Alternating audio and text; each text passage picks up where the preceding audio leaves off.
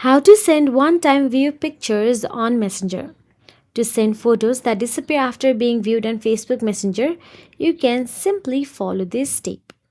First of all, launch the Facebook Messenger app on your iPhone and make sure that you are logged into your account. Now choose the conversation where you want to send a disappearing photo. Now, once inside the conversation, you can see the photos option available at the bottom. Simply tap on it and select and send the picture you want. Simply browse through your gallery and select one picture. Now all you have to do is you can see view once option available there at the bottom. Tap on it to off it or tap on it to on as well. So now you can see my view once is on.